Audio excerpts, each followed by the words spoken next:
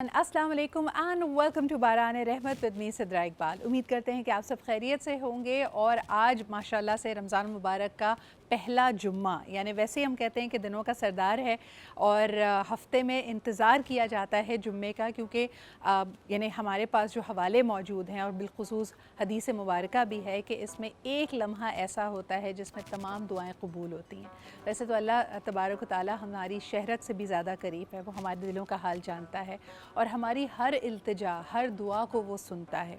कई दफ़ा आपको ये महसूस होता होगा कि आपकी दुआएं कबूल नहीं हो रही हैं या उनकी कबूलियत में ताख़ीर है। याद रखिए कि ये सिर्फ़ हमारी अपनी दानिस्त है, लेकिन अल्लाह ताला की जो हिकमत है उसमें यकीनन आपके लिए जिस चीज़ में खैर है अल्लाह आपको जल्द अज़ जल्द और या तो बिल्कुल बेहतरीन वक्त पे अता करेगा। वापस आते हैं जी, जुम्मे के हवाले से मुख्तलिफ़ लोग वज़ाइफ़ करते हैं, लेकिन अगर हदीस मुबारक की तरफ देखा जाए तो इस दिनों के सरदार के लिए ख़ास एहतमाम करने की हिदायत दी गई है। अगर बालिग मर्द या औरत है उनको कहा गया है कि वो गुस्ल करें और जुम्मे की नमाज़ के लिए तैयारी करें और सबसे बढ़कर ये कि अगर हो सके तो खुशबू लगाएं। ये तमाम जो तरीक़े हैं तैयारी के, ये अल्लाह ताला के पास जाने का एहतमाम है। और बिलखुसूस मेरे ख़्याल में यहाँ पे जो बात करनी चाहिए वो फ़ज़ल और करम की है।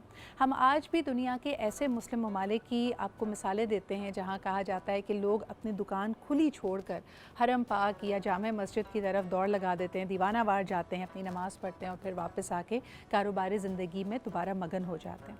लेकिन इंसान काफ़ी बेसब्रा है और बिलखुसूस ये मादी दुनिया उसको अपनी तरफ खींचती है।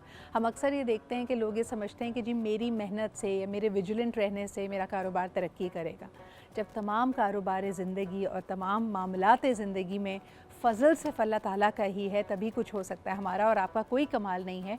तो फिर ये यकीन महकम है कि जिस तरह हिदायत दी गई है आज के दिन के हवाले से कि आप नमाज का एहतमाम करें, वो हमें करना चाहिए। यकीनन इससे एक सेंस ऑफ कम्युनिटी भी डेवलप होती है। आज भी हम आपके साथ आपका और मेरा साथ होगा दोपहर 3 बजे तक, जिसमें हम मुख्तलिफ़ मौज़ूआत, मुख्तलिफ़ सब्जेक्ट एक्सपर्ट्स आपके सामने लेके आएंगे। लेकिन इस वक्त प्रोग्राम का बाकायदा आगाज़ करते हैं हम किचन में जाकर, जहाँ पे सिमरा से पूछते हैं कि आज की रेसिपीज़ क्या हैं। अस्सलाम वालेकुम एंड जुम्मा मुबारक। वालेकुम अस्सलाम, आपको भी जुम्मा मुबारक। अच्छा, मैं देख रही हूँ बहुत सारे टमाटर और प्याज पे यहाँ तशद्दुद हुआ पड़ा है, कटे पिटे पड़े हुए हैं बेचारे। क्या कर रही हैं आप इनके साथ आज? जुम्मा है तो फॉर श्योर जुम्मा कॉल्स फॉर बिरयानी, तो आज तो बिरयानी बन रही है। क्या बात है। और कराची स्टाइल बिरयानी बन रही है, तेज़ मसालेदार। तेज़ मसालेदार फुल। वैसे मुझे लगता है कि एक ज़माना था कि हम समझते थे कि बिरयानी बड़ा एहतमाम वाला खाना है, जुम्मे को यकीनन हमें इंतज़ार होता है। वो कहते हैं ना, अल्लाह का करम है बिरयानी गरम है। जुम्मा गुजरा नहीं है आपका, बिरयानी नहीं बनी, लगता ही नहीं है जुम्मा। लेकिन हमने बिरयानी को इतना एक आम कर दिया है, इतना आसान बना दिया है, इतनी तरीके की बिरयानी हो गई है कि अब ऐसा लगता है कि आपका फास्ट फूड है वो, यानी आपको सबसे तेज़ी से मिल सकता है, घर में पहुंच सकता है, डिलीवर हो सकता है और बनाने में मुझे तो डिफ़िकल्ट नहीं लगता। मुझे भी नहीं लगता। आई डोंट नो लोगों को क्यों इतना मुश्किल लग रहा होता है बिरयानी बनाना। मुझे तो ऐसा लगता है जल्दी, सबसे जल्दी वाला काम, सबसे झटपट बन जाती है। अच्छा, कौन सी बिरयानी बना रही हो आज? बॉम्बे बिरयानी बना रही हो, जो कि चिकन की होगी? यस, यकीनन चिकन की होगी। एज ओल्ड क्वेश्चन, बिरयानी में आलू और नो आलू? आलू, यस, विद आलू, विद आलू। ये देखें, ये बोली कराची वाली। It's so important. कराची में आप बिरयानी का तसव्वुर नहीं कर सकते आलू के बगैर, और अगर आपने असल बिरयानी खानी है तो फिर आपको आना पड़ेगा कराची। अच्छा जी, बॉम्बे बिरयानी के साथ मेरे ख्याल में ठंडी चिल्ड 7 अप हो जाए तो क्या बात है? नहीं, आज 7 अप नहीं है, आज हमारे साथ लजीजा की खीर मिक्स है। भाई वो तो खीर है ना, ड्रिंक की बात कर रही हूं। वो सर्व करेंगे ना आज, मीठे पे हम लोग लजीजा भाई खीर बिरयानी मिक्स लगाएंगे। इज आस्किंग फॉर 7 अप, यानी फूड इज आस्किंग फॉर 7 वो तो है। हम लास्ट में ऑब्वियसली ड्रिंक अपनी 7 अप ठंडी ठंडी फ्रीजी सी सर्व करेंगे ही, साथ में आज लजीजा खीर बना रहे हैं आज। यानी आप you going all the way ना, All बिरयानी way. खीर यानी होल 9 यार्ड्स जा रही हैं आज सिमरा। जबरदस्त। दावत। अच्छा जी, आप बिस्मिल्लाह कीजिए। और दूसरा ये कि थोड़ी ही देर में हमारे सना ख्वां, हमारे मेहमान हमारे साथ मौजूद होंगे। आपका मेरा साथ दोपहर 3 बजे तक। आपको बताती चलूँ कि आज हमने प्रोग्राम का बाकायदा आगाज़ सूरह रहमान की तिलावत से किया, जिसमें अब अल्लाह रब्बुल इज़्ज़त अपनी बहुत सारी नेमतें हमें गिनवाता है। वैसे तो इनका शुमार नहीं किया जा सकता, लेकिन सबसे बढ़कर ये कि इसके बारे में हम हवाले देते रहते हैं और अल्लाह ताला ने बताया भी इसलिए है कि हम नाशुक्री ना करें, हम अल्लाह ताला का शुक्र बजा लाएँ। और तभी कहा जाता है फ़बिअय्यि आलाए रब्बिकुमा तुकज़्ज़िबान। एक छोटा सा break and we'll be right back. And welcome back. आप देख रहे हैं आज पाकिस्तान, और ये आज पाकिस्तान नहीं है, ये रमज़ान बारान रहमत है। आई डोंट नो व्हाई मुझे बार बार अपना मॉर्निंग शो बहुत ज़्यादा याद आ रहा है। आई थिंक ये दिन का वक्त होता है और आपका और हमारा उसके साथ एक एक करीबी रिश्ता बना हुआ है। बट नंदलेस आज प्रोग्राम की शुरुआत में आपको एक बहुत ही कंपेलिंग क्लिप दिखाना चाहूँगी।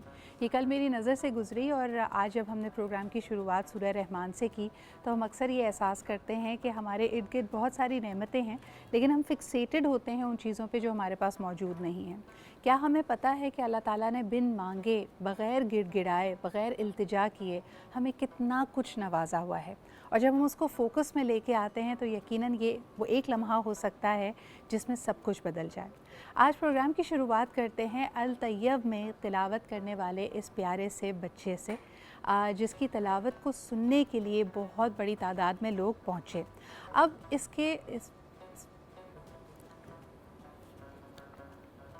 इनके पहुंचने की जो वजह वो उसकी आपको मैं क्लिप दिखाती हूँ, फिर उसके बाद कॉन्वर्सेशन को आगे लेके चलते हैं।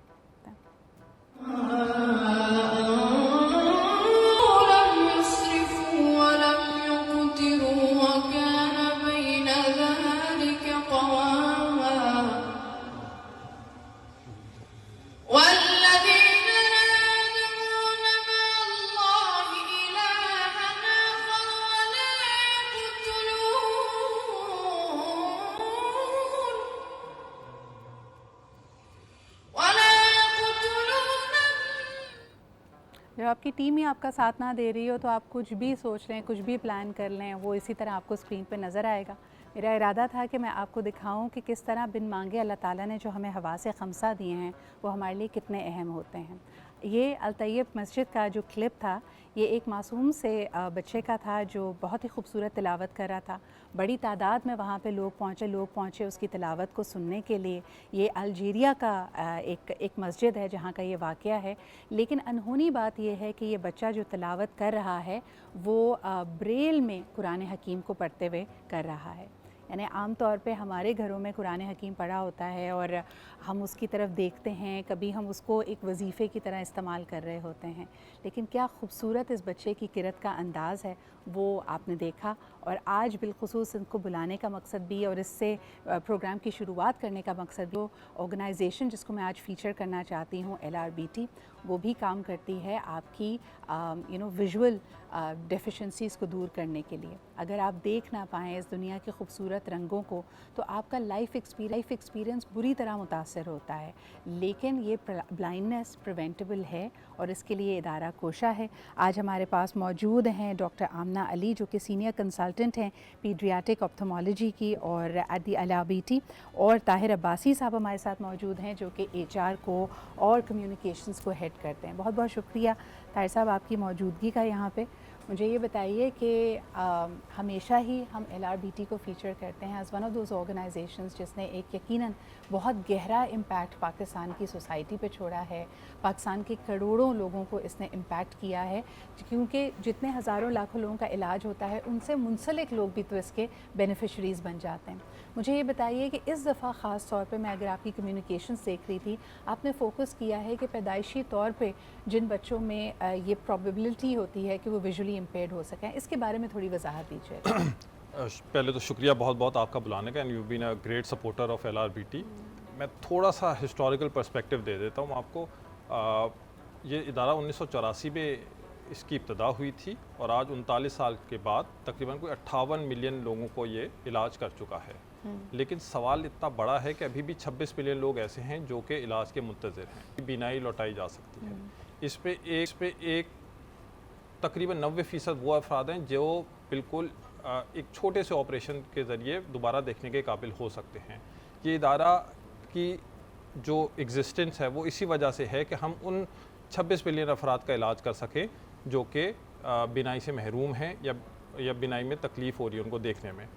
इस दफ़ा की जो कम्युनिकेशन थी उसमें हमने एक स्पेसिफ़िक एरिया को उठाया था और वो था रेटिनोपैथी ऑफ प्रीमेच्योरिटी। यानी कि वो बच्चे जो कि प्रीमेच्योर होते हैं उनका सबसे बड़ा मसला होता है कि अगर उनकी सही से देखभाल ना की जाए, उनको बर वक्त इलाज ना मुहैया किया जाए तो वो नाबीना हो सकते हैं और ये फिर उम्र भर के लिए होता है। ये जब बच्चा पैदा होता है तो ये डॉक्टर की बहुत अहम जिम्मेदारी होती है कि वो जाके इन्फॉर्म करे पेरेंट्स को कि जी आप ज़रूर किसी ना किसी ऑप्थेल्मोलॉजिस्ट को दिखाएं, किसी बिनाई के डॉक्टर को दिखाएं ताकि इसका प्रॉपर इलाज किया जा सके। डॉक्टर आमना जो मेरे साथ बैठी हुई हैं वो इस चीज़ की माहिर डॉक्टर है और ऐसे कई मरीज़ों का इलाज कर चुकी है जो कि इस मर्ज़ में मुब्तला थे। बिल्कुल बिल्कुल। मुझे ये बताइएगा डॉक्टर राहिमा, जब आपके पास ये बच्चे या ये मर्ज़ में मुब्तला बच्चे आते हैं तो यकीनन उनके वालिदैन बहुत ज़्यादा परेशान होते होंगे। वालिदैन को कैसे पता चलता है, इसको टेस्ट कैसे करते हैं? यानी एक बड़ी उम्र के शख्स पे तो वो रिस्पॉन्ड भी कर सकता है ना, एक छोटे बच्चे पे किस किस्म के टेस्ट किए जाते हैं? अस्सलाम वालेकुम and thank you for calling and giving us a chance to deliver, और कुछ चीज़ें जो हम शेयर कर सकें और बता सकें और लोगों को फ़ायदा हो LRBT के हवाले से। बच्चों का इस तरह से है कि एक तो उनका हमें रेगुलर चेकअप करवाना चाहिए व्हेन एवर इट्स पॉसिबल। कि अव्वल तो जब बच्चा प्री मेच्योर पैदा होता है तो उसको न्यूरोटोलॉजिस्ट विद इन अ मंथ ही हमारे पास रेफ़र कर देते हैं कि आप इनका एग्जामिनेशन कर लें, क्योंकि ऑब्वियसली बच्चे खुद नहीं बता सकते, उसको हमने खुद ही पिक करना है and we have to tell, और हमें बताना है कि आप उनके पेरेंट्स को काउंसिल करना है और कि किस तरह आपने इसको ट्रीट करना है। लेकिन जब वो टाइम पीरियड गुजर जाता है, लाइक 5 to 6 मंथ्स गुजर जाते हैं, जब बच्चा क्रॉल करना शुरू होता है और जब वो उस वक्त पेरेंट्स नोटिस करते हैं कि वो चीज़ें नहीं उठा रहा, वो देख नहीं रहा, आइज़ मूव कर रही हैं, फोकस नहीं कर रहा, मदर का फेस फोकस नहीं कर रहा, तो फिर उसके बाद पेरेंट्स को रियलाइज़ होता है। फिर जब वो हमारे पास लाते हैं तो उस वक्त काफ़ी लेट हो चुकी होती है और उस वक्त ट्रीट करना एंड देन अगर हम नहीं उस वक्त चीज़ें हाथ से निकल जाए, हम नहीं कर सकें एंड देन काउंसिल करना पेरेंट्स को, वो बहुत हार्ट ब्रेकिंग होता है हमारे लिए भी और उनके लिए भी ऑब्वियसली। जब हम कहते हैं कि ये ब्लाइंडनेस प्रिवेंटेबल है डॉक्टर, तो उसमें क्या फौरी इंटरवेंशन की ज़रूरत होती है और कितने डिले, यानी व्हेन यू से कि sometimes it's too late, what should the parents no?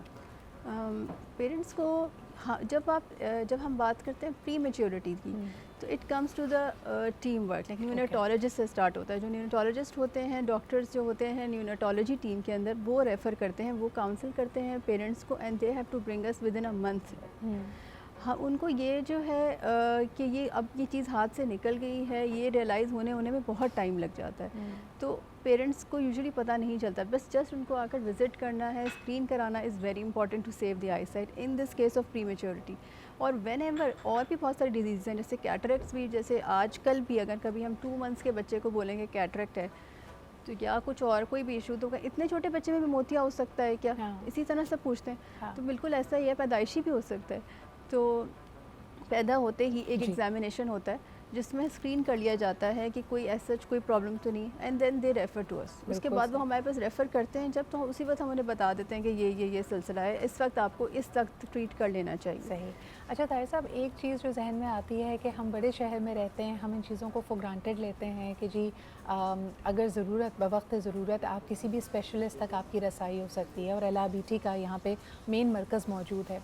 जो दूर दराज इलाके हैं पाकिस्तान के, उनके लिए आप लोग आई कैंप्स करते हैं और वहाँ पे अगर आप इंटरवेंशन ना करें तो मुझे नहीं लगता कि कोई और सहूलत मौजूद है। अच्छा, मैं थोड़ा सा इस पर तफसील में जाना चाहूँगा कि जब 1985 में दाग बेल डाली गई थी LRBT की, तो कराची में नहीं थी जी, वो टंडो बागों में थी। अच्छा। और उसका कॉन्सेप्ट ये था कि उन लोगों तक पहुँचा जाए जहाँ आम सहूलियात मौजूद नहीं हैं। आज 39 साल के बाद हम 20 अस्पतालों के साथ और 61 क्लिनिक के साथ 86% ऑफ पाकिस्तान कवर करते हैं। सही। कोई भी LRBT फैसिलिटी तकरीबन 2 घंटे के मुसाफत पे है कहीं से भी पाकिस्तान में। वाओ। तो ना सिर्फ ये कि आपको एक फैसिलिटी मौजूद है, उसके अलावा एक कॉम्प्रिहेंसिव आई स्क्रीनिंग प्रोग्राम चल रहा था स्कूलों की लेवल तक, जहाँ हमारी टीम बाहर जाती हैं, बच्चों को स्क्रीन करती हैं, टीचर्स को ट्रेन करती हैं कि अगर उनको ये प्रॉब्लम्स आएँ तो बच्चों को रिपोर्ट करें। इसके अलावा कैंप्स, जैसे आपने जिक्र किया, तो दूर अफ्तादा इलाकों में हम कैंप्स करते हैं, ठीक है, और उन कैंप्स में से जो आइडेंटिफाई होते हैं उनको फिर हम बस करते हैं अपने अस्पतालों में और फिर वहाँ उनका इलाज किया जाता है। बिल्कुल सही। तो एक पूरा का पूरा प्रोसेस मौजूद है और तमाम तर सहूलियात हैं। ये मेरे ख्याल में बड़ी खुशाइन बात है कि for anybody in Pakistan the services are not far away. लेकिन राइमा जी, एक और चीज़ की, क्या ब्लाइंडनेस प्रिवेंटेबल है? कई लोग ये समझते हैं कि मोतिया आँख में हो जाना, कोई और मसला होना, ये या काला पानी हो जाना, ये बाय डिफ़ॉल्ट एजिंग का हिस्सा है। Is that true? नो, जैसे शुरू में हमने बात की यही कि जो है कि ये काला पानी, मोतिया, या कुछ भी डिजीज़ हमने एक बना लिया कि बाय डिफ़ॉल्ट 50 ईयर्स 60 ईयर्स के बाद ही होगा, तो ऐसा नहीं है। बिल्कुल ऐसा है कि पैदाइश के वक्त भी हो सकता है, विद इन 6 मंथ्स भी हो सकता है, विद इन अ ईयर भी हो सकता है, विद इन 6 ईयर्स भी हो नहीं, सकता वो है। तो हम ये बात कर रहे हैं कि किसी भी एज पे आपको अटैक कर सकता है, लेकिन आम तौर पे ज़ईफ़ी के बारे में या जब आप ओल्ड एज पे पहुंचते हैं, कई लोग इलाज के लिए इसलिए भी नहीं जाते क्योंकि वो समझते हैं कि this is part and parcel of getting old. मैं उस पे चाहूँगी आपकी तवज्जो कि क्या आज जो जिस किस्म के इलाज मौजूद हैं, एक ओल्डर पर्सन के लिए भी एक इंडिपेंडेंट लाइफ पॉसिबल बनाई जा सकती है? बिल्कुल, क्यों नहीं। और ये सारी प्रिवेंटेबल ब्लाइंडनेस है, अगर if they are treated earlier, जैसे हमने शुरू में इनको ट्रीट कर लिया, फॉर एग्जांपल काला पानी है, अगर हमने उसको शुरू में ट्रीट कर लिया तो हम उसकी इरिवर्सिबल ब्लाइंडनेस को बचा सकते हैं।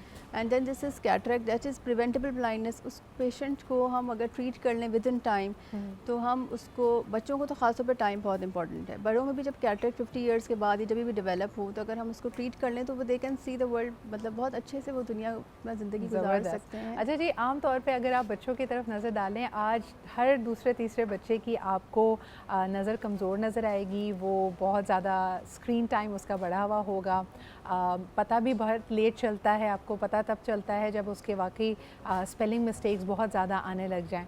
सो we are going to talk about that. इसके अलावा जो हमारा हेल्थ सेगमेंट है उसमें मज़ीद आपकी हेल्थ रिलेटेड कुछ सवालात होंगे, उसको हम पूछेंगे। एक छोटा सा ब्रेक लेते हैं, we'll be right back.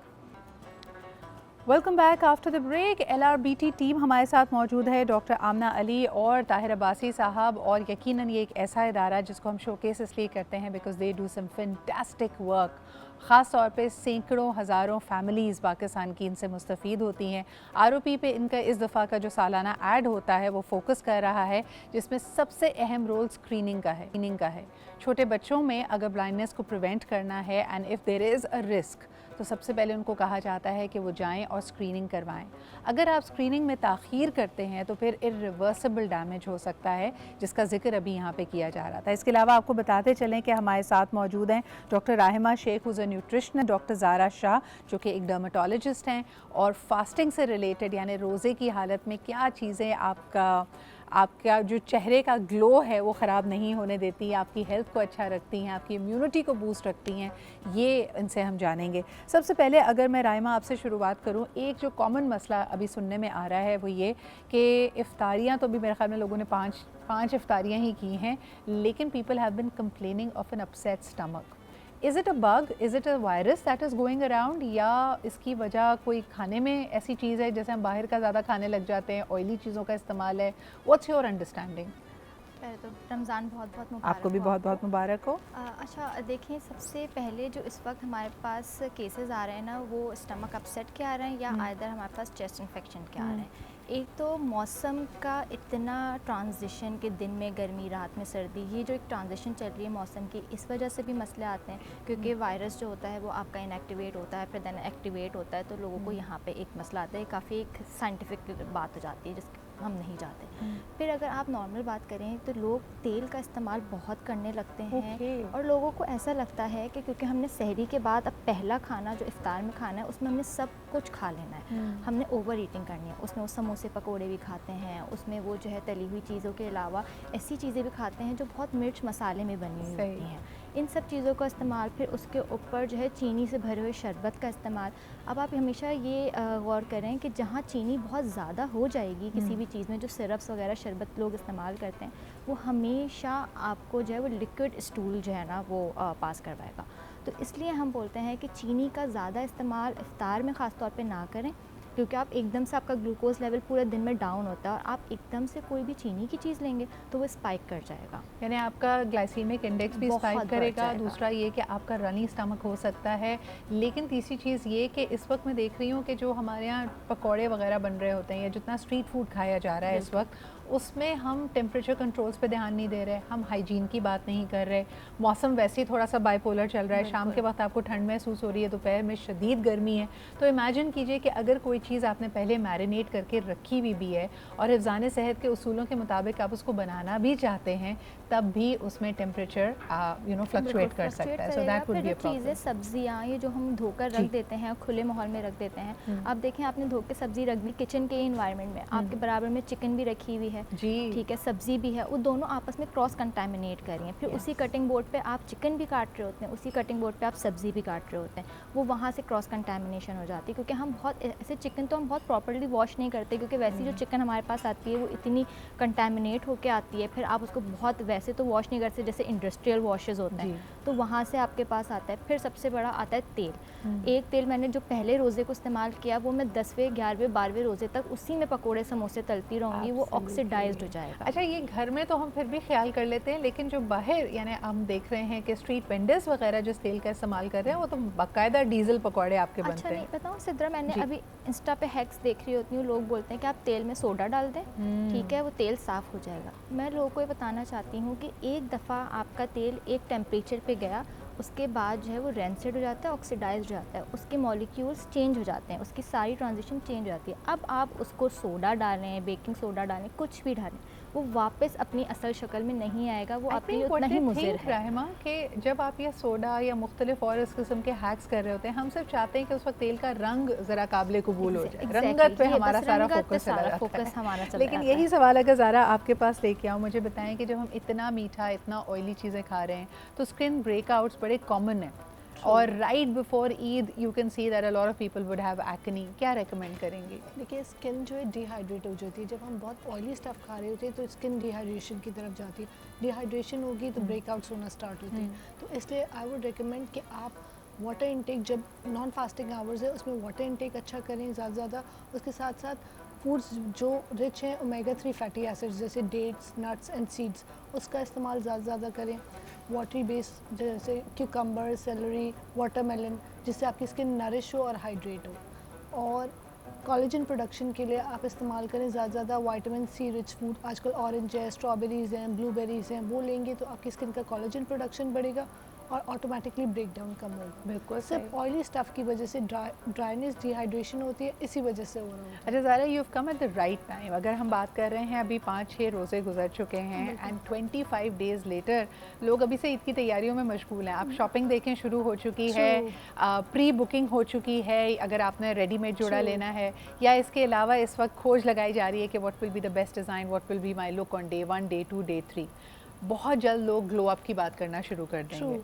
So what should we be doing? Ramzan के बाद लोग स्टार्ट कर देते हैं कि what should we do for a face. तो आप देखिए, इंटरनली अगर आपके इंटरनली हेल्थ अच्छी होगी तो your skin will automatically grow. सही। ऊपर से तो हम लोग कर देते हैं, बट ये you should take care of your skin.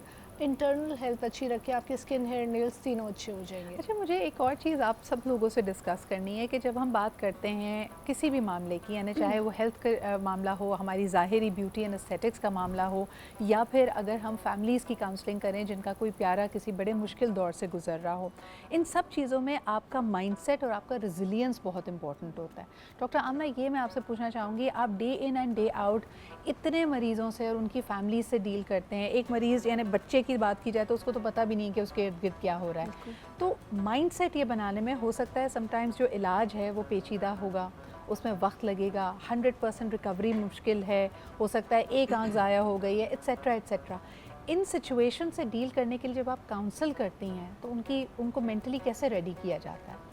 ये काउंसलिंग इज़ वेरी इंपॉर्टेंट। ये बहुत ही इंपॉर्टेंट पॉइंट है, यूजुअली मिस हो जाता है ना जब हम ट्रीट कर रहे होते हैं। तो काउंसलिंग इज़ रियली इंपॉर्टेंट कि जब पेशेंट आता है, आपको आइडिया है कि उसमें हमें क्या रिज़ल्ट मिलेगा, तो हम उसको उसी वक्त ही प्रॉपर तरीके से शुरू से लेकर एंड तक बता देते हैं ये सिचुएशन है, इसके बाद आपको ये रिज़ल्ट एक्सपेक्टेड है। और most of the time like अगर कोई रेयर प्रॉब्लम्स है, लाइक रेयर कॉम्प्लिकेशंस है, वो भी बता देते हैं कि ये भी हो सकती है, लेकिन इट्स वेरी वेरी रेयर।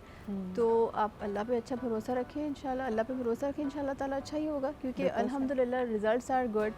तो जो है पेरेंट्स अल्हम्दुलिल्लाह काउंसिल हो जाते हैं जब उनको समझाया ताहिर जाता साहब, है। आप इतने अरसे से इस इदारे के साथ मुंसलिक हैं, मुझे बताएं कि जब हम बात करते हैं किसी भी मुहलिक बीमारी की, जहाँ पे आप समझे कि भाई हमारा इलाज अब मुमकिन ही नहीं है, हम नहीं मैनेज कर सकते चीज़ों को, तो लोगों के जहन में या तासुर ये आता है कि भाई वाई मी। पहला सवाल, लोग जब डिनाइल में होते हैं तो अल्लाह ताला से भी सवाल यही कर रहे होते हैं, कुफ्र का कलमा जी, है, बिल्कुल। लेकिन बहरहाल ये जहन में सवाल आता है, उस वक्त बेस्ट तरीका क्या है उनको डील करने का? अच्छा, मैं आपको जिक्र करता हूँ। जैसे मैंने कहा ना, LRBT is a complete ecosystem. तो जहाँ कन्वेंशनल इलाज नहीं होता वहाँ फिर साइकोलॉजिस्ट आ जाते हैं। सो काउंसलिंग सेशन होते हैं, there are counsellors available at the hospitals जो कि उन लोगों को हेल्प करते हैं, ठीक है। एक लेवल आगे आपका, इसके बियॉन्ड आपकी आई साइट इम्प्रूव नहीं हो सकती। तो there is a low vision clinic at the hospital जो आपको रहने सहने के तरीके बताता है। एक बहुत ही how to survive with How- low vision. जी, विद लो विजन। जैसे मैं आपको सिर्फ एक एग्जांपल दे दूं, अगर प्लेट है तो लो विजन वाले के लिए ज़रूरी है कि उसकी बॉर्डर्स अलग कलर के हों। अगर बीच की प्लेट वाइट है तो बॉर्डर्स ब्लैक हों, अगर बीच की प्लेट ब्लैक है तो बॉर्डर्स वाइट हों, सो वो ईजिली उसको दे सके। इसी तरीके से बर्तन किस तरह से रखें, किस तरह से पढ़ा जाता है, तो वो विजुअल एड्स जो कि प्रोवाइड की जा सकती हैं, तो वो सारी की सारी आपको एक ही छत के तले हम बताते हैं ताकि वो कामयाब ज़िंदगी गुजार सके बेहतर से बेहतर तरीके से। ज़बरदस्त। आई थिंक ये वाकई एक बहुत बड़ा काम है, बहुत बड़ी कंट्रीब्यूशन है। ताहिर साहब आपका और आमना जी आपका बहुत बहुत शुक्रिया। एक दफ़ा फिर हम अपने तमाम देखने वालों से अपील करेंगे कि प्लीज़ ये वो महीना है जहां आपका दिया हुआ कई गुना बढ़कर आपके पास वापस आता है। तो हम ख़ास तौर पे हर रोज़ एक ऐसे इदारे, एक ऐसे इनिशिएटिव, एक ऐसे मिशन को आपसे इंट्रोड्यूस करते हैं जो यकीनन आपकी सपोर्ट के, आपके डोनेशंस के और आपके ज़कात के मुस्तहिक हैं। इसके साथ राहिमा और ज़ारा आपका भी शुक्रिया अदा करना चाहूँगी। Thank you very much for being here. We had some excellent tips from you. एक छोटा सा ब्रेक लेते हैं and we'll be right back. तो ये बात भी करेंगे कि जैसे अल्लाह ताला का हुक्म है कि हर बालिग शख्स नहाए धोए, गुस्ल करे, अच्छे कपड़े पहन के, खुशबू का एहतमाम करके जुमे की नमाज़ की तैयारी करें। लेकिन जब आप अच्छा पहनते ओढ़ते हैं, जब आप खुशबाश लग रहे होते हैं, जब अल्लाह ताला ने आपको नवाजा होता है और हुक्म भी यही है कि उन नेमतों का शुक्र बजा लाओ और उनका बार बार ज़िक्र किया करो। हमें ये भी पता है कि इसकी वजह से दूसरों के अंदर कीना, हसद और बुग़्ज़ भी आपके लिए जन्म ले सकता है। तो आज की इस महफ़िल में ज़रा इस पर भी बात करना चाहेंगे कि अगर आप अपने आप को महसूस करें कि आप जेलसी के, हेट्रेड के दहाने पर हैं, आपकी कोई गलती नहीं है, आप हक़ पर हैं, लेकिन आपको मुखालिफिन का सामना है, तो फिर हमारी शरीयत और हमारा दीन हमें किस तरह हमारी रहनुमाई करता है। क्योंकि क्या जिस तरह एक तासुर ये है कि जैसे आप क्रिश्चियनिटी में देखें तो हम कहते हैं कि आई फॉर एन आई, या हज़रत मूसा अलैहिस्सलाम से भी या तौरेत को भी जब कोट किया जाता है तो उसमें कहा जाता है एन आई फॉर एन आई, यानी जितना किसी ने आपका नुकसान किया उतना आपको बदला लेने का हक़ है। लेकिन अगर दीन इस्लाम की तरफ देखा जाए तो बिलखुसूस हमारा एम्फसिस होता है माफ़ कर देने पे। किस पॉइंट पे माफ़ करना शायद आपके लिए मज़ीद मुश्किलात का बायस बने, दुश्मन को डील करने का बेहतरीन तरीका क्या है, ये हमारा आज का मौजू है। मुफ्ती अबू मोहम्मद भाई हमारे साथ मौजूद हैं। उनसे मैं सबसे पहले यही सवाल करना चाहूँगी कि ये जो जलन और हसद है जो दुनिया के शुरू होने से ले के मेरे ख्याल में आखिरी वक्त तक चलती रहेगी, इसको हम कैसे फेस करें और कैसे इसमें अपना दामन बचा कर चलें? बिस्मिल्लाहिर्रहमानिर्रहीम। आपने बहुत ही लंबा और बहुत अहम टॉपिक छेड़ा है। तकरीबन मेरे ख्याल में हर बंदा इसका शिकार है कोई बंदा ऐसा है नहीं इसका शिकार ना हो। दरअसल में बात यह है, नबी करीम अलैहिस्सलाम को अल्लाह ताला ने जो दुनिया में भेजा है तो उनकी सिफ़ात में से एक सिफ़त ये भी है कि आप तज़किया करने आए थे। तज़किया का ताल्लुक़ जो है वो जिस्म से नहीं है। आपने भी अच्छा खाने पहनने की बात की तो मुझे बात याद आई कि आज हर दुनिया में हर बंदा ब्रांड पहनने की कोशिश करता है, ब्रांड खाने की कोशिश करता है। यहाँ तक कि हमारे पाँव में आने वाली जो जुराब होती है वो भी ब्रांड होती है, जिस्म पे आने वाले कपड़े भी ब्रांड होते हैं। लेकिन हम ये क्यों भूल जाते हैं कि हमारे वजूद में एक दिल है, वो भी किसी का ब्रांड है। और उस दिल को हमने कितनी नापाकियों से, गलाजतों से हमने भरा हुआ है। मैं अभी जुमे में भी यही बयान करके आया कि हज़रत सैयदना अमीरुल मोमिनीन फ़ारूक़ आज़म रज़ी अल्लाह तआला अन्हु एक मरतबा बहुत रोए और किसी ने पूछा कि आप क्यों रो रहे हैं? फरमाया मुझे उस वक़्त से पनाह मांगनी है जिस वक्त के बारे में अल्लाह के रसूल ने फरमाया कि तुम्हारे दिल मुर्दा हो जाएंगे। कहा जी दिल मुर्दा होने की इलामत क्या होगी, वजह क्या होगी? फरमाया तुम्हारे दिल मुर्दा होने की इलामत ये होगी कि तुम अल्लाह के सामने हाथ उठाओगे और तुम्हारी आंखें नम नहीं होंगी। फरमाया इसकी क्या इलामत होगी? फरमाया इसकी इलामत ये होगी कि दिल के अंदर हसद होगा, कीना होगा, बुग़्ज़ होगा, जेलेसी होगी, उजुब होगा, तकब्बर होगा। आज देखें छोटी छोटी बात पे हम अपने लिए बड़े सेंसिटिव हैं। बुखार हो जाए तो डॉक्टर के पास, सर में दर्द हो जाए तो डॉक्टर के पास, फौरी डॉक्टर से रुजू करते हैं। लेकिन अजीब बात यह है कि इंसानी जिस्म दो चीज़ों का मुरक्कब है, एक रूह है, एक जिस्म है। तो हम रूहानी बीमारियों पर गौर क्यों नहीं करते कि जब हमारी रूह बीमार होती है तो उसको ग़िज़ा हम कहाँ से देंगे? तो बुनियादी तौर पर यह बात बड़े समझने की है कि जब तक नहीं, जिसको कहते हैं ना तन्हाई की पाकीज़गी, तो तन्हाई के अंदर दिल आता है। आप देखें किसी भी चेहरे, आज जितनी मुस्कुराहटें आपको नज़र आ रही हैं, आप अजीज़ व अकारिब में चले जाएँ, आप नेशनल TV पे बैठी हैं और आप किसी भी जगह चले जाएँ तो जितनी मुस्कुराहटें हैं ये सब डिस्पोजेबल हैं। यानी अंदर की खुशी नहीं है, अंदर की मुस्कुराहट नहीं है। क्यों? कि अंदर से कोई बंदा किसी पे राज़ी नहीं है। किसी पे खुश नहीं है, उसकी गाड़ी को देख के खुश नहीं है, उसके घर को देख के खुश नहीं है, उसके फ्यूचर को देख के खुश नहीं है, उसके स्टेटस को देख कर खुश नहीं है। तो इस चीज़ की शरीयत में इतनी ममानियत है। अब एक जुमले से आप बात समझिएगा कि शब बारात आती है, जी सब मगफरत मांगते हैं, बेशक। दुआ मांगते हैं। अल्लाह के प्यारे हबीब दुखी दिलों के तबीब ने वहाँ भी फरमा दिया, जिसके दिल में कीना होगा दूसरे मुसलमान के लिए, फरमाया आज की रात भी इसकी बख्शिश नहीं अल्लाहु होगी, अकबर, यानी आज की इतना- रात भी इसकी बख्शिश नहीं होगी। बिल्कुल। और देखिए हमारा आज हम 14वीं सदी में जी रहे हैं, अगर शब बरात में आज के लोगों की बख्शिश नहीं होगी, अगर हम किसी मुसलमान का बहुत रखते हैं अपने दिल में, तो दुनिया में आज भी ऐसे लोग हैं सहाबा इकराम के बारे में उनके दिल में बुग़्ज़ है, अहले बैत इज़ाम के बारे में उनके सीनों में बुग़्ज़ है। तो जब तक दिल साफ़ नहीं होंगे, आप भूल जाएं कि आपकी दुआएं कबूल होंगी। जब तक दिल साफ़ नहीं, आप भूल जाएं कि आपकी तन्हाइयाँ पाक होंगी। जब तक दिल साफ़ नहीं है, आप भूल जाएं कि आपकी ज़िंदगी में सुकून आएगा। जब तक दिल साफ़ नहीं होंगे, आप भूल जाएं कि आपके चेहरों पर जो जेन्युइन मुस्कुराहट है, अंदर की खुशी है, वो आएगी। क्यों? कि आप किसी को देखकर माशाअल्लाह नहीं कहते, तबारक अल्लाह नहीं कहते। अब यही वजह है ना कि हर बंदा आज नज़र का शिकार हुआ है, हर बंदा आज हसद का शिकार हुआ है, और ये इसी वजह से आज देखें नज़र बद के इतने असरात हैं। बिल्कुल जी जी, आप कुछ बिल्कुल जी, मैं कह रही थी कि अबू मोहम्मद भाई ये कितनी आपने प्यारी बात की कि हम माशाल्लाह नहीं कहते। हालांकि अगर दुनिया में देखा जाए तो तमाम तारीफ़ें रब ताला की हैं। कुरान हकीम में 5 ऐसी सूरतें हैं जो अल्हम्दुलिल्लाह से जिनका आगाज़ होता है, और 5 ऐसी सूरतें हैं जिनका अल्हम्दुलिल्लाह पे इख्तिताम होता है। और वाकई आप जब किसी की तारीफ़ करें, अगर मैं किसी के खुश लिबास होने की, खुश शक्ल होने की या अक्लमंद होने की तारीफ़ कर रही हूँ, तो यकीनन उसके खालिक यानी अल्लाह ताला की ही वो तारीफ़ है। लेकिन एक बड़ा अहम नुक्ता आपने कहा कि जब तक दिल साफ़ नहीं होंगे। जी, जी। मुझे ये बताएं अबू मोहम्मद भाई कि अक्सर दूसरों की ज़्यादतियों की वजह से आपका दिल दुखा हुआ भी होता है। तो वो जो दुख है जिसके अंदर आप बेबस हैं, ना आप अगले के आगे ज़बान उठा सकते हैं, ना आप हाथ से उसका मुकाबला कर सकते हैं, तो जो दुखी दिल है और जो बुग़्ज़ भरा दिल है, इसमें क्या फ़र्क है? अल्लाह ताला जल्ल शानु ने, अल्लाह ताला ने जो जन्नत है ना, जन्नत वो ऐसे ही लोगों के लिए बनाई है। सही। एक सहाबी थे, हुजूर ने फरमाया इसे देखो, इस पर जन्नत वाजिब हो चुकी है, ये ज़िंदा जन्नती है। तो सहाबा इकराम उसके घर पहुंच गए, जी पूछा भाई आपकी ज़िंदगी में ऐसा कौन सा अमल है जो एक्स्ट्रा है कि जो हम नहीं करते आप करते? फरमाया कोई नहीं, नमाज़ें मैं आपकी तरह 5 पढ़ता हूँ, रमज़ान के रोज़े रखता हूँ, वही अमाल करता हूँ जो आप करते हैं। फरमाया नहीं, कोई एक अमल ज़रूर होगा ऐसा।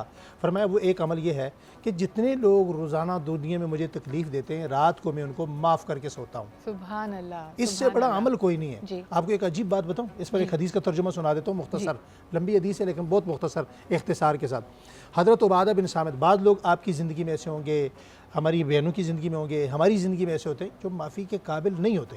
सही। यानी माफ़ करना चाहें भी तो तबीयत नहीं चाहती, दिल नहीं चाहता कि उन्हें माफ़ किया जाए। लेकिन इस पर अल्लाह के नबी ने पता क्या फरमाया? हज़रत उबादा बिन सामित फरमाते हैं, मैं कसम खा कर कहता हूँ कि मैंने नबी करीम अलैहिस्सलातु व तस्लीम को 9 मरतबा ये बात फरमाते हुए सुना है।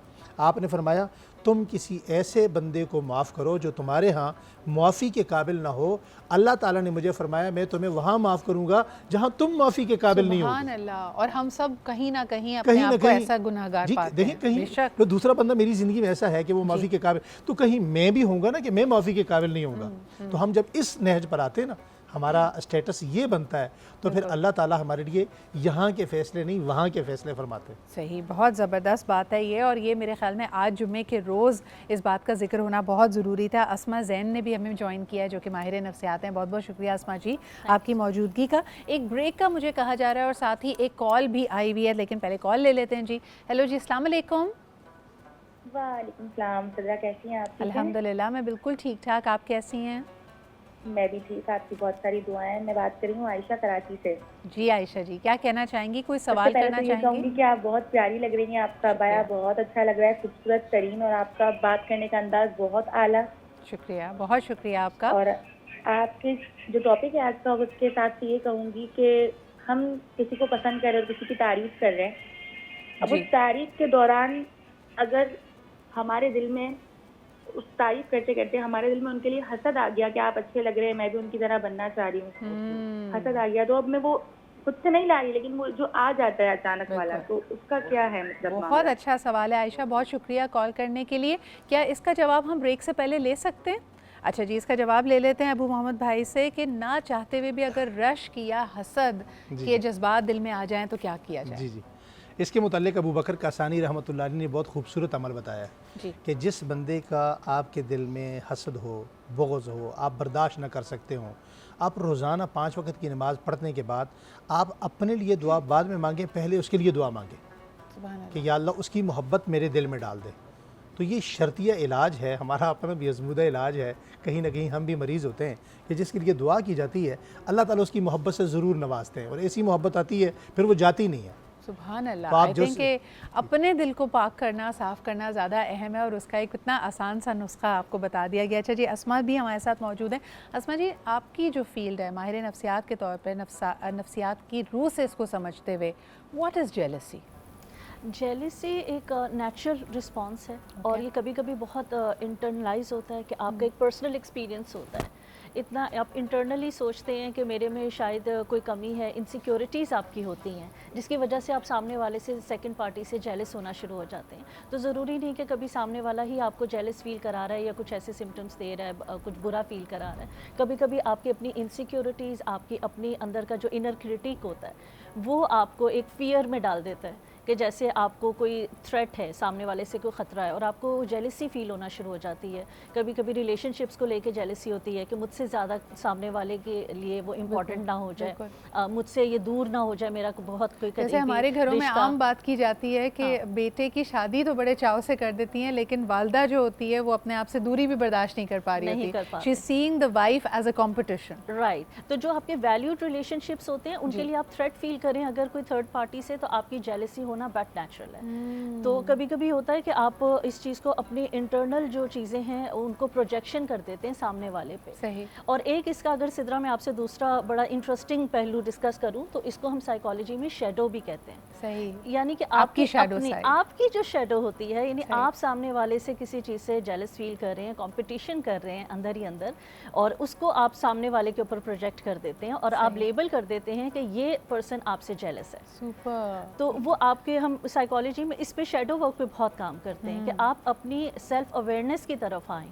आप देखें कि आपको जेलसी अगर फील हो रही है, बुरा फील हो रहा है, तो क्यों हो रहा है, तो वो जो वाई फैक्टर है उस पर बहुत फोकस करने की ज़रूरत है। अच्छा, ये आपने बड़ी अहम बात की। अबू मोहम्मद भाई, ये सवाल दोबारा आपके पास लेके आऊँगी, क्योंकि हमने जो मिसाल दी थी तो हमने कहा कि कभी कभार वालदा को अपने ही बेटे के घर से उसकी अगर मोहब्बत है बहुत ज़्यादा अपनी बीवी के साथ, और वो खुश खुर्रम रह रहे हैं, बहुत आउटिंग्स हो रही हैं, लग्जरीज़ में है, आपने अक्सर देखा होगा कि सब मेरे बेटे के पैसों पे इतना ज़्यादा इतरा रही है, यानी अपने ही बेटे के घर के ऊपर नज़र लग जाती है। इस पर आप क्या कहेंगे और कैसे डील करें इसको?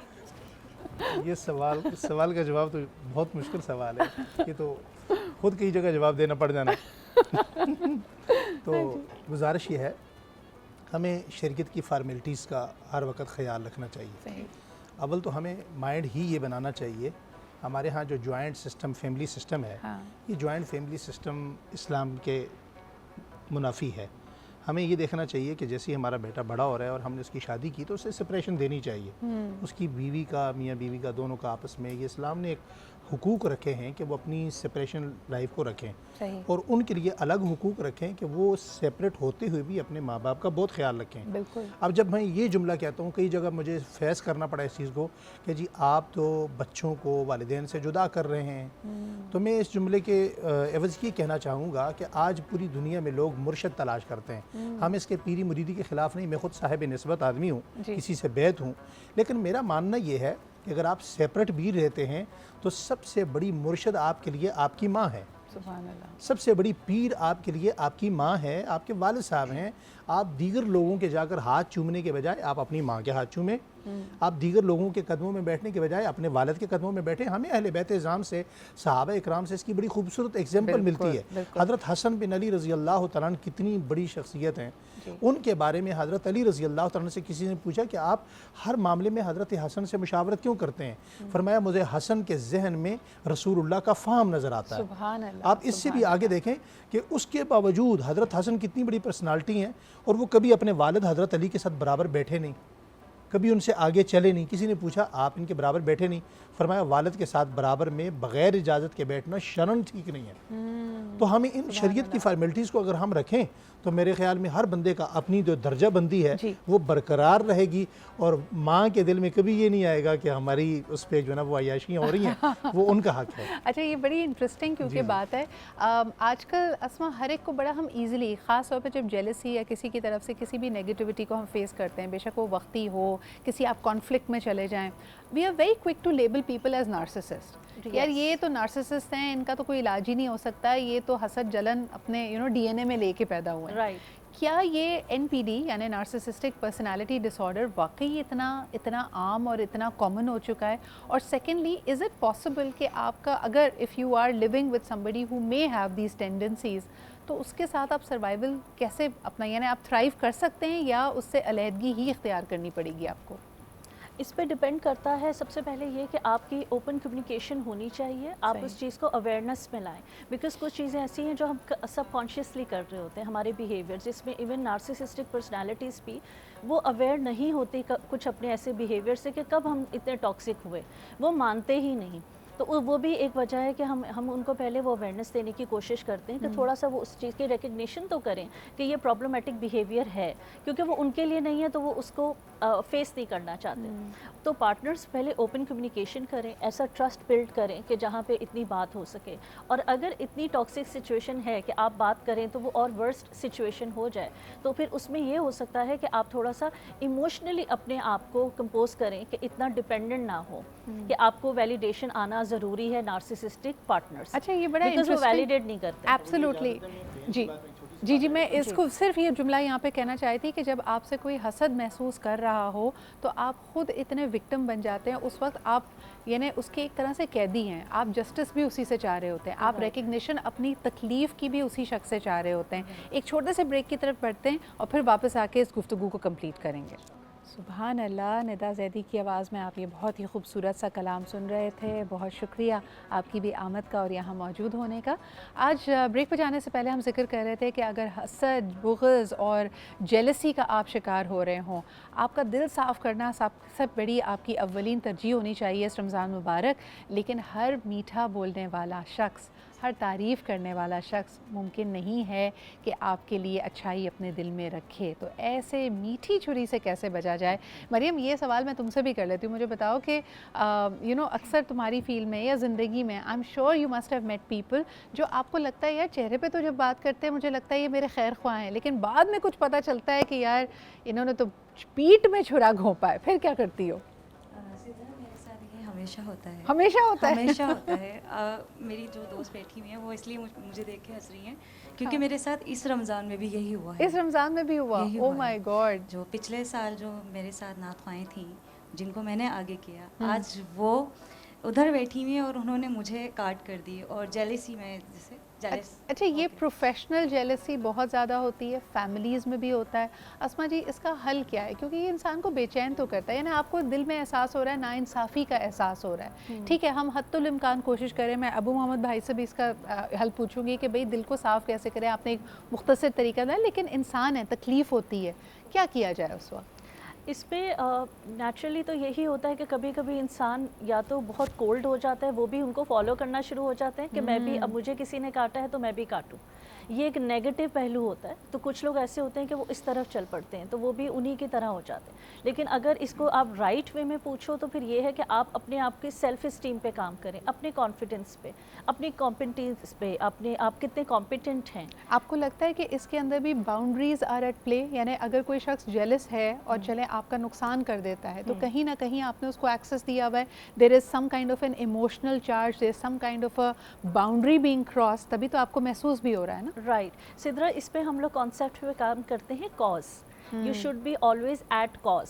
कॉज का मतलब है कि आप कहीं ना कहीं कंट्रीब्यूट करते हैं वो पूरा सिनेरियो जनरेट होने में। आप कैसे वो होने कैसे दिया, आपने कहीं ना कहीं कंट्रीब्यूट किया। अगेन, जैसे आप कुछ चीज़ें सह जाते हैं कि ओवरलुक कर जाते हैं कि कोई बात नहीं, मेरे साथ कोई ये गलत कर रहा है, आपको इंस्टिंक्ट्स मिलती हैं, बट आप ओवरलुक कर जाते हैं कि कोई बात नहीं, शायद ये ठीक हो जाए, तो आप वो होने देते हैं जब तक कि कोई बड़ा आपको एक इतना बड़ा नुकसान ना हो जाए, या अगेन जैसे ये कह रही हैं कि कोई आपको रिप्लेस ही ना कर ले, तो आप वो काम होने ही ना दें। लेकिन this is very interesting that you से दिस, और मुझे इस वक्त याद आ रही है एक हदीस मुबारक जिसमें कहा जाता है कि एक मोमिन एक सुराख से 2 दफ़ा नहीं डसा जाता। तो इसका मतलब है कि आपको दीन इस्लाम कहीं ये नहीं कहता कि अगर कोई आपके साथ बुराई किए चला जा रहा है तो आप उसको मौके पे मौका देते रहें, आप माफ़ बेशक करें।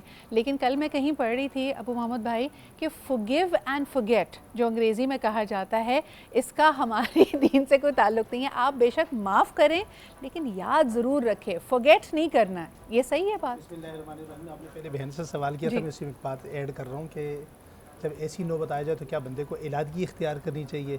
इलादगी का ताल्लुक, जब हम इलादगी का नाम लेते हैं तो हमारे जहन में फौरी तौर पर एक जुमला आता है कि कता ताल्लुकी कर दीजिए, ताल्लुक छोड़ देना। नहीं, इलादगी का मतलब ये कि आप फासला रखें, कता ताल्लुकी न कीजिए, आप फासला रखें। फासला रखने से वो हदीस का तर्जुमा आपने खुद ही सुना दिया कि मुसलमान एक सुराख से 2 मरतबा नहीं डसा जाता। दूसरी बात यह है कि हर चीज़ की एक ज़िद होती है। एक हसद है कि नेगेटिव पॉइंट है, एक उसका पॉजिटिव पॉइंट ये है आप किसी की चीज़ पर रश करना सीखें। मैं अपनी गाड़ी लेता हूँ, मैं हर साल नई गाड़ी बदलता हूँ, मुझे उस पर रश्क आता है। मैं अपने बच्चों को देखता हूँ उस पर रश्क आता है। तो हम अपनी तबीयत और मिजाज के अंदर इस चीज़ को डालें, जिस तरह हम दवाई खाने का अपने आप को मेडिसिन का आदी बनाते हैं, तो हानि तौर पर हम अपने आप को मरीज़ समझें कि हम मरीज़ हैं।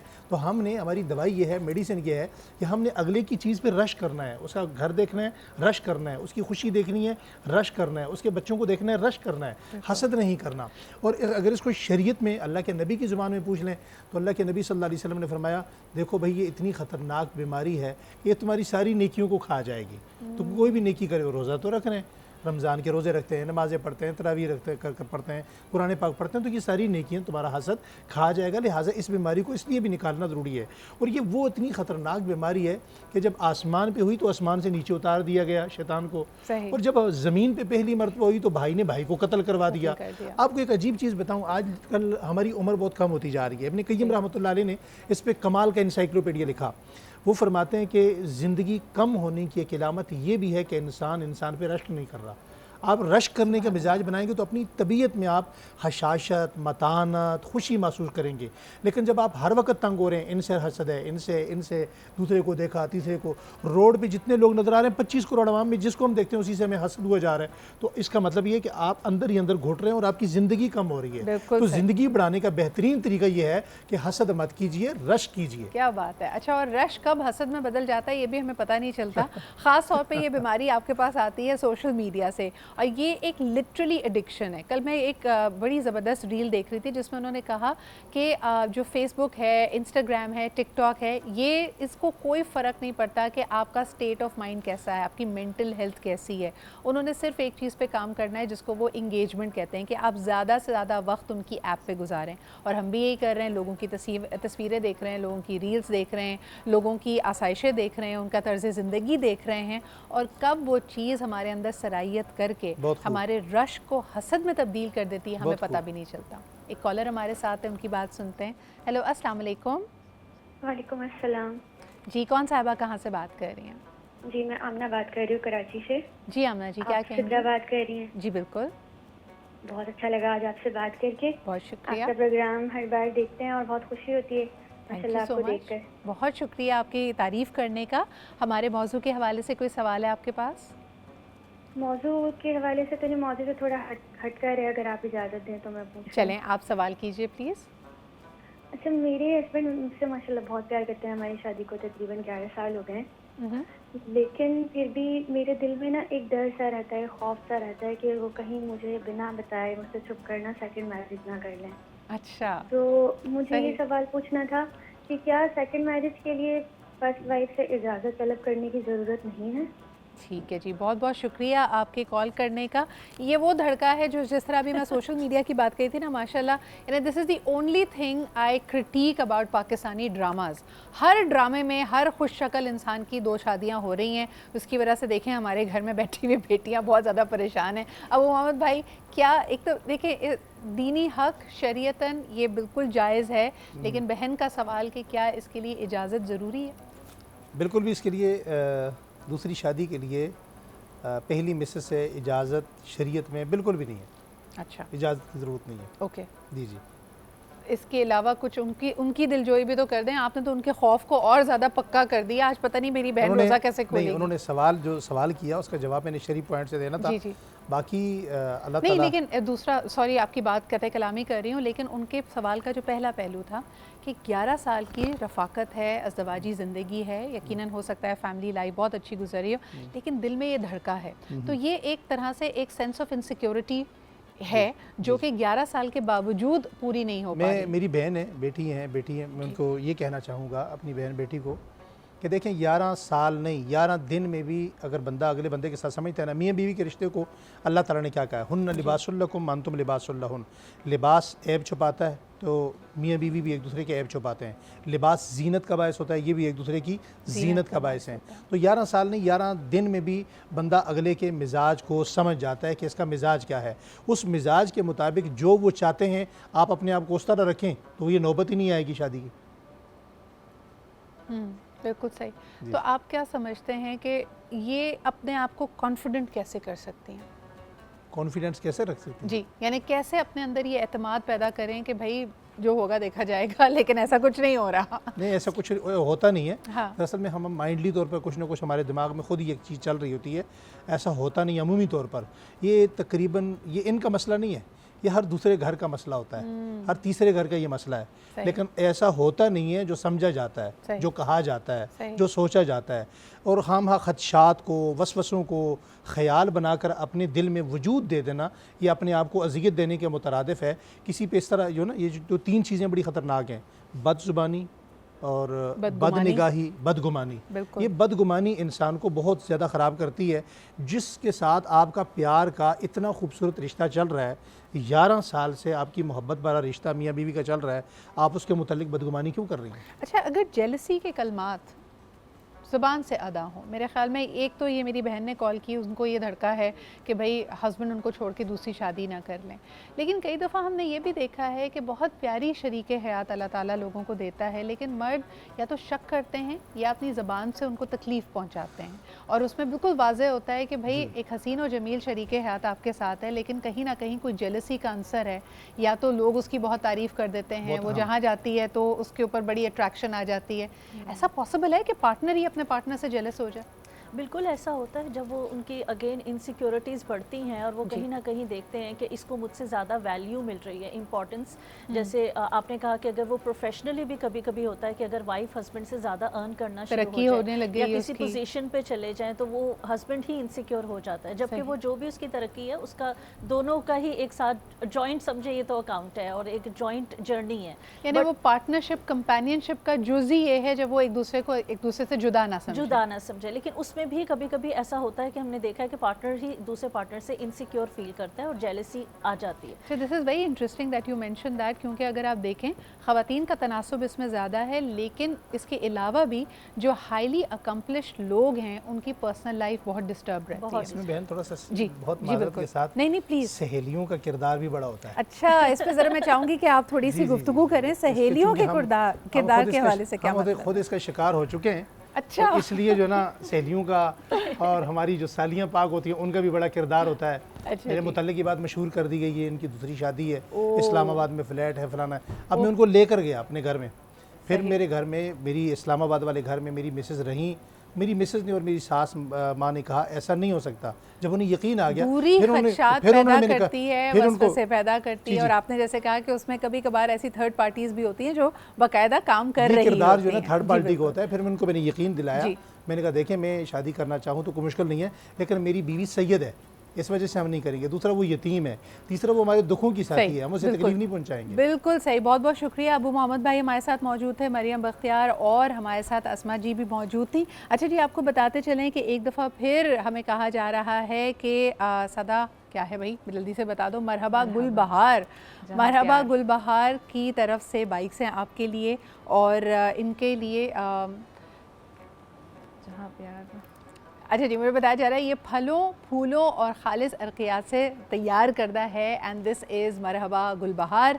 और इसी के साथ चलते हैं हमारी बिरयानी और खीर की तरफ। दोनों चीज़ें बन चुकी हैं, बिरयानी की भी प्लेटिंग नहीं हुई है, वो दम पे है, अल्लाह का करम है, बिरयानी गर्म है और इसको निकाल लीजिएगा थोड़ी देर के बाद। और खीर भी बन चुकी है, लजीजा खीर भी खीर, बन चुकी है। झटपट झटपट बनी है। और हमने अपनी बिरयानी में डालडा कुकिंग ऑयल इस्तेमाल करा है, Okay. क्योंकि जहाँ मामता वहाँ डालडा। सुपर। 80 सालों से ज़्यादा हमारे माओ का जो भरोसा रहा है वो डालडा पे रहा है, और Absolutely. पूरे 250 रुपए की वो बचत भी दे रहा है हम लोगों को। ईद से पहले ईद ही मिल रही है हम लोगों को क्या डालडा की तरफ। बात है, बहुत साथ बहुत में आज शुक्रिया। हमारे साथ पाकोला भी है, क्योंकि पाकोला फ्लेवर्ड में वेरी हेल्दी, वेरी अच्छा, हाँ, बिल्कुल तो सही हम है। लोग वो भी और पिएंगे। इसमें तुम्हारा और मेरा फेवरेट तो वो है, लेकिन इसके अलावा भी बहुत सारे फ्लेवर्स हैं। You can see them in mango, banana, strawberry, chocolate etcetera chikoo. Etcetera. इसी के साथ हमें इजाज़त दीजिए सिमरा, सबको खुदाफिज़ करो, क्योंकि कल इंशाल्लाह ताला दोबारा मुलाकात होगी दोपहर 1 बजे। अपना बहुत ख्याल रखें, खुदा हाफिज़। अल्लाह हाफिज़।